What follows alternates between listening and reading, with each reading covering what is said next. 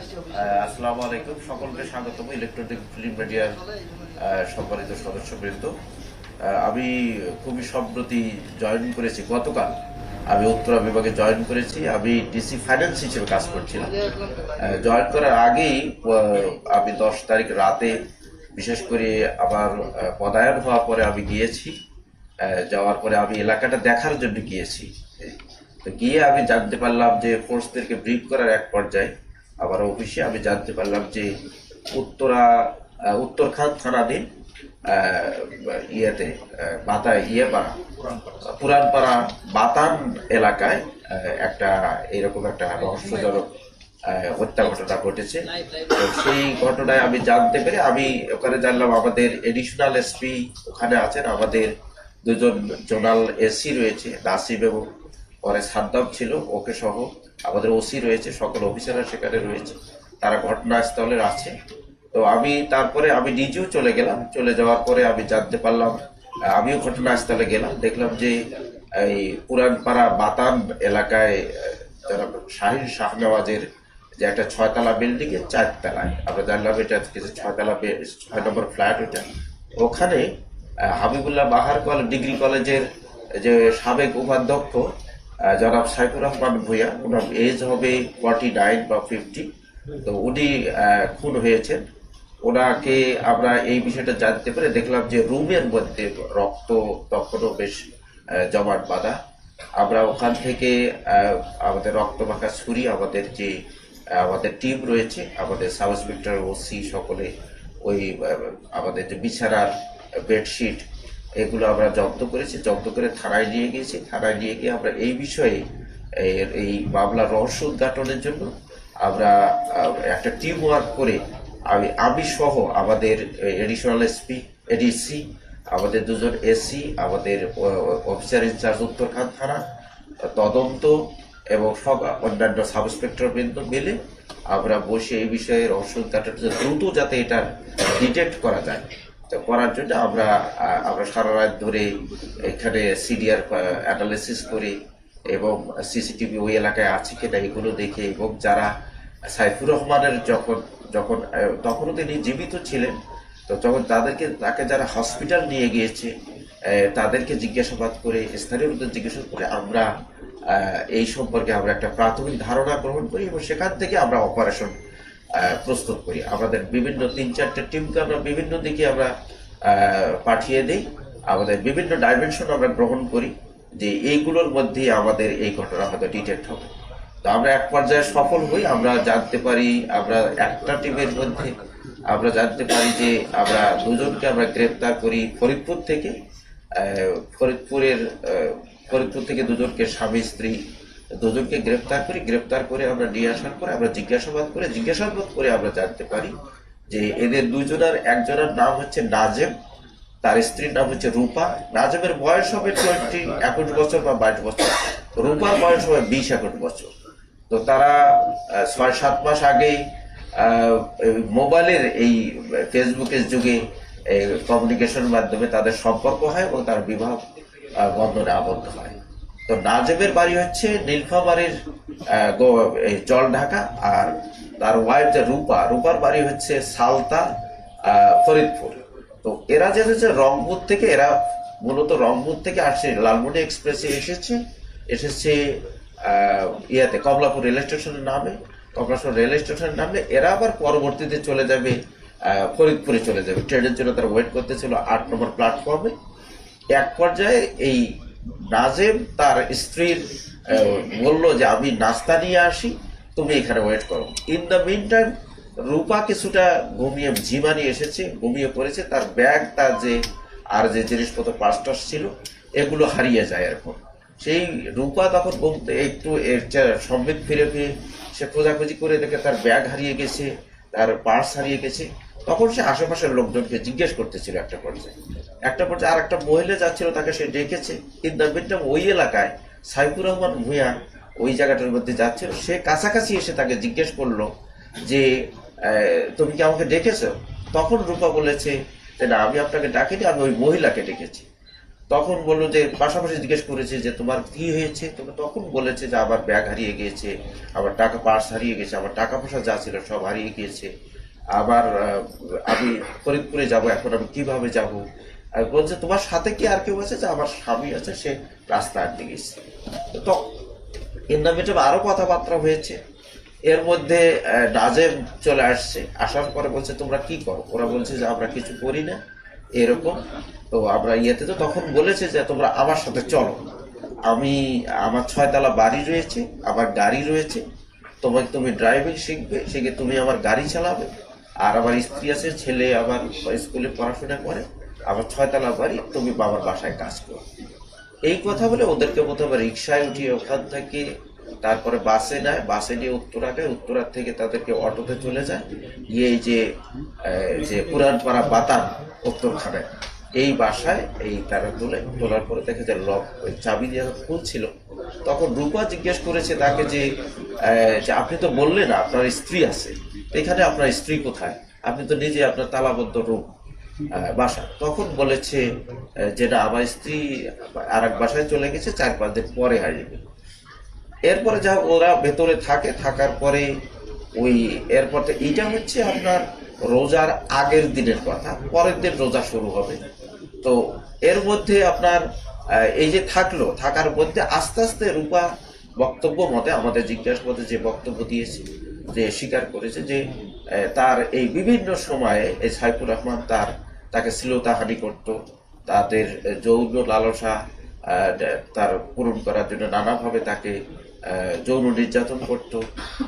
সে যখন বাইরে যেত তাকে তালা দিয়ে রেখে যেত, বলতো যে তোমরা বারান্দার কাছে যাবা না, গেলে তোমার হাজবেন্ডকে মেরে ফেলবো। তারপরে আপনার বিভিন্ন সময় তার শরীরের বিভিন্ন অংশে হাত দিত। বিভিন্ন রুম আরও ছিল, সে কোনো রুমে কোনো ফার্নিচার নেই, আমরাও গিয়ে দেখেছি।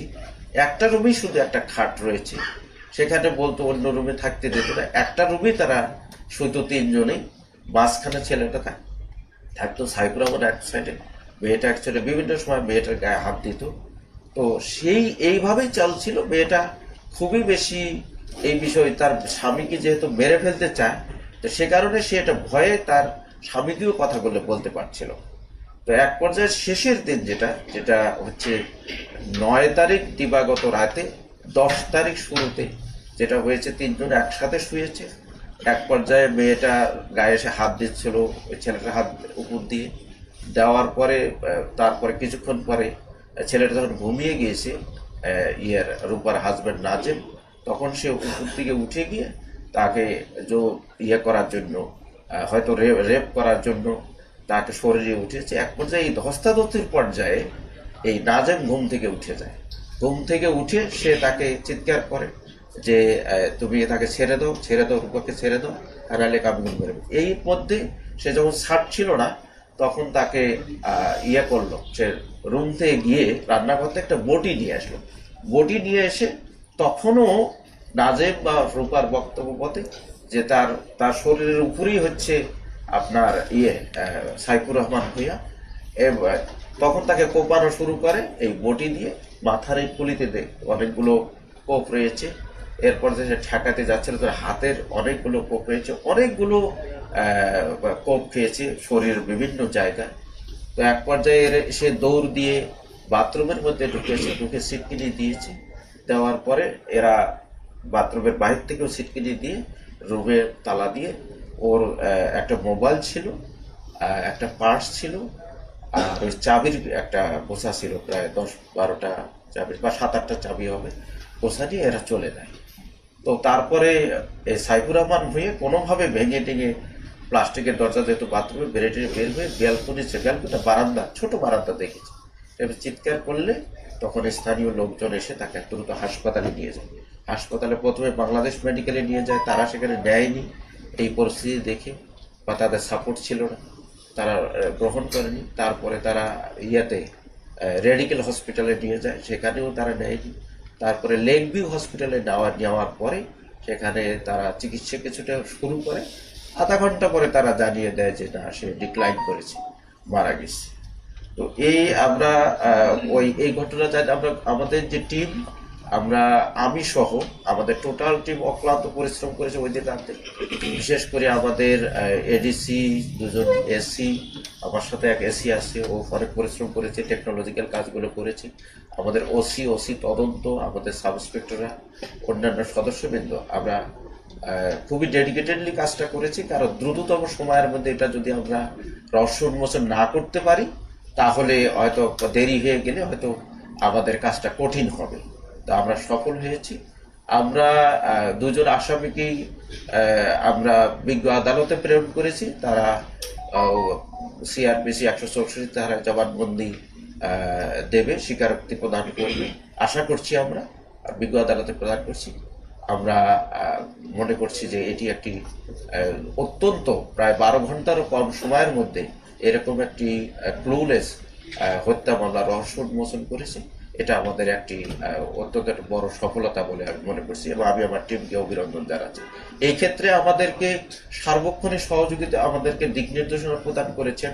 আমরা টাইম টু টাইম আমাদের মাননীয় পুলিশ কমিশনার স্যারকে জানিয়েছি। আমাদের ক্রাইম বিভাগের দায়িত্বে নিয়োজিত আমাদের additional commissioner sir, crime and of sir আমাদের নির্দেশনা দিয়েছে। JC crime, joint commissioner crime আমাদেরকে টাইম টু টাইম আমাদের গাইডলাইন দিয়েছে। আমরা সেই ধারায় কাজ করে সফল হয়েছি। ধন্যবাদ আপনাদের।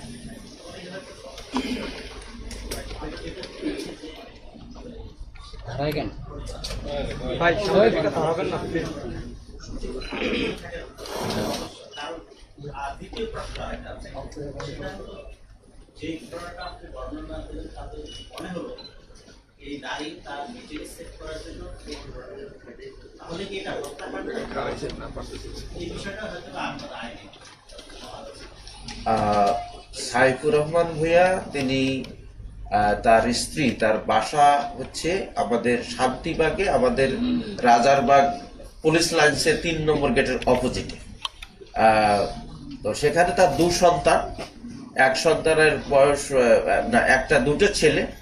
এক ছেলে হচ্ছে 8ম শ্রেণীতে পড়ে মতিঝিল আইডিয়াল স্কুলে, আর একটা ক্লাস 4-এ পড়ে। তার স্ত্রী নাম সাদিয়া।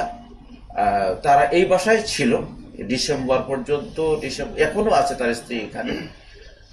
এর মধ্যে উত্তরখান এলাকায় যেটা বলা যায় পুরানপাড়া বাতান, এই জায়গাটায় 2.5 শতক জায়গা রয়েছে। যে সাইফুর রহমান ভূঁইয়ার যে দাদা শ্বশুর, সে তার এই 2.5 শতক জায়গা তিনি তার ছেলেকে দিয়েছেন। তার মানে তার শ্বশুরকে দিয়েছেন, সাদিয়ার বাবাকে দিয়েছেন, যে ওয়াইফ, সাইফুর রহমানের ওয়াইফের, সাইফুর রহমানের ভূঁইয়ার যে ওয়াইফ। এই জমি উনি আবার ওনার মেয়ে এই সাইফুর রহমানের ওয়াইফকে দিয়েছে, তার নামে এই জমি 2.5 শতক জায়গা। যেখানে ঘটনাস্থল তার সামনে এই জায়গাটা একটা সময় ময়লা ছিল, ছিল মানে ঝোপঝাড় ছিল, সেটা সে পরিষ্কার করেছে, আমরা দেখেছি। ঘটনার 3 মাস, অনুমানিক 3 মাস বা 2.5 মাস আগে তিনি এই সাইফুর রহমান ভূঁইয়া এই বাসাটি ভাড়া নেন। তো ভাড়া নিলে তিনি এই বাসায় এখানে বাড়ি করবেন বা দেখাশোনা করবেন, বাড়ির জায়গাটা কোনো কিছু করবেন, হতে পারে এরকম পরিকল্পনা থেকে তিনি এই বাসাটি ভাড়া নেন।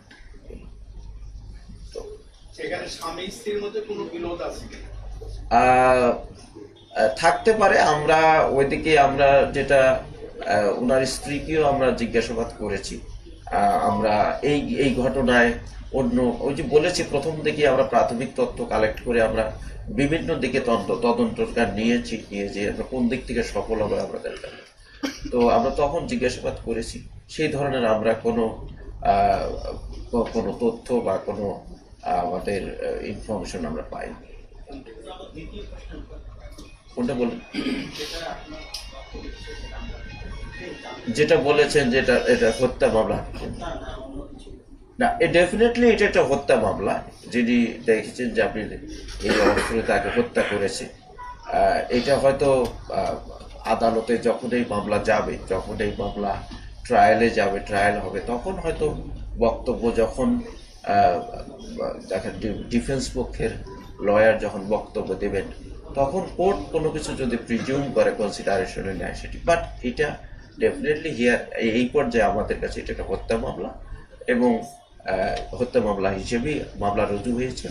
আমাদের উত্তরখান থানার মামলা নাম্বার হচ্ছে 12 আর 302-34 ধারায় আমাদের মামলাটা হয়েছে। 11 তারিখে আমাদের মামলাটা হয়েছে।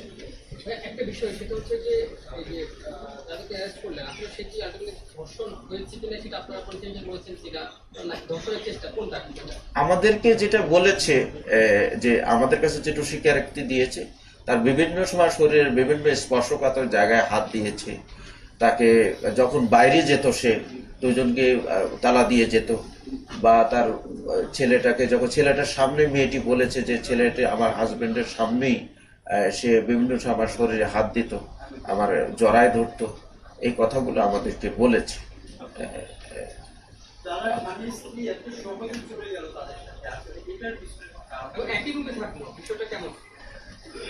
ওখানে আমরা দেখেছি এটা ফোর্স করেছে, যেটা রূপা বলেছে আমাদের কাছে সেটা হলো যে সে ফোর্স করে বলছে অন্য কোথাও থাকতে পারবে না, এখানে থাকতে পারবে। আর ইয়েও নাই ওখানে, দেখলাম যে আমরা কোনো আর মানে অন্য কোনো ফার্নিচার বা খাট বা কোনো কিছু অন্য কোনো রুমে নেই নেই।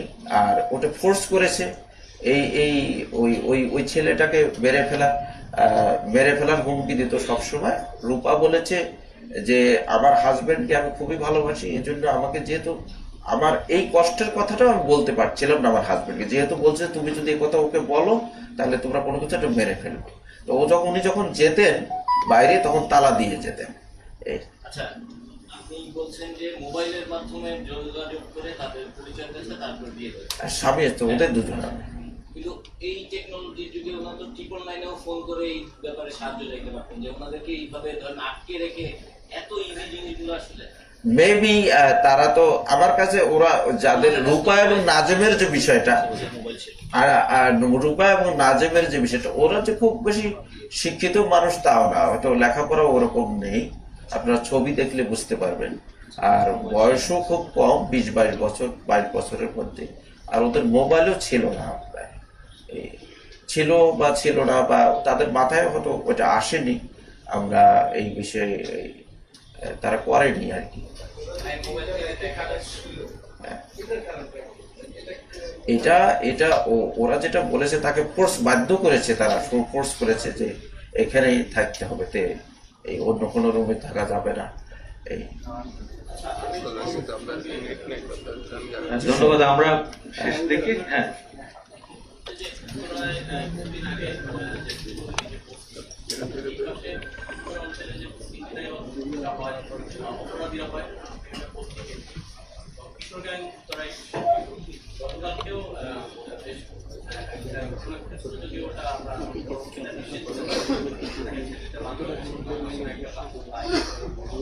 মিলিয়ে যে আপনার উত্তরায় বর্তমানে পরিস্থিতি এবং সামনে কি কেন্দ্র করে যে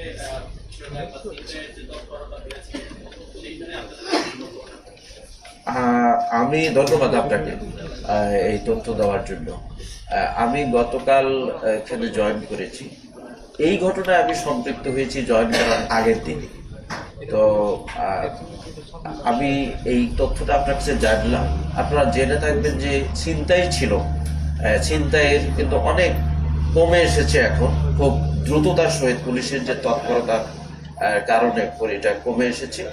আপনি যে তথ্যটি দিলেন, আমি যে তথ্যটি নোট রাখলাম।